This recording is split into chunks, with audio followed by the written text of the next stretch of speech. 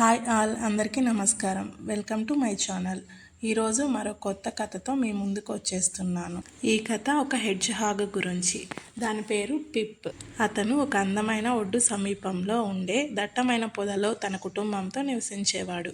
ఒకరోజు పిప్ అరణ్యంలోని ఒక ప్రాంతం నుంచి ఒక శబ్దం వింటాడు. ఇది అతనికి ఆసక్తి పెంచుతుంది, కానీ అతనికి భయాన్ని కూడా కలిగిస్తుంది.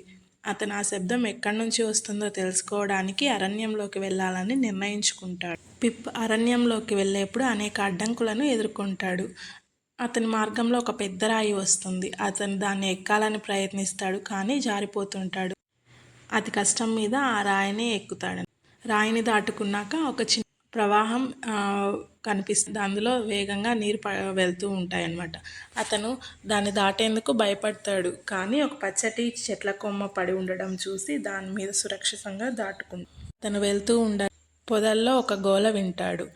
అది పెద్ద జంతువుదేమో అని భయపడతాడు. తర్వాత అతను దాని దగ్గరకు వెళ్ళి చూడగా అక్కడ స్క్వైరల్స్ కుటుంబం ముచ్చటగా ఆడుకుంటూ ఉంటుందన్నమాట. వాటితో కొద్దిసేపు మాట్లాడి మరీ తిరుగు ప్రయాణం దారిలో వెళ్ళేప్పుడు పిప్కి ఒక ర్యాబిట్ కనిపిస్తుంది.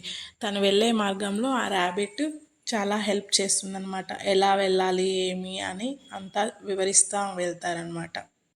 పిప్ చివరకు ఆ శబ్దం యొక్క మూలాన్ని కనుగొంటాడు. అది అరణ్యంలోని అత్యంత ఎత్తైన చెట్టు దగ్గర ఒక రంగురంగుల అద్భుతమైన పక్షి గానం చేస్తోంది. ఆ పక్షి పాట వినడానికి చాలా బాగా ఉంది. కొద్దిసేపు పిప్ ఆ పక్షితో ముచ్చటించి తిరిగి ఇంటికి ప్రయాణం అవుతాడు. పిప్ ఇంటికి చేరుకున్నాక అక్కడి విశేషాలన్నీ కుటుంబ సభ్యులతో ముచ్చటిస్తాడు.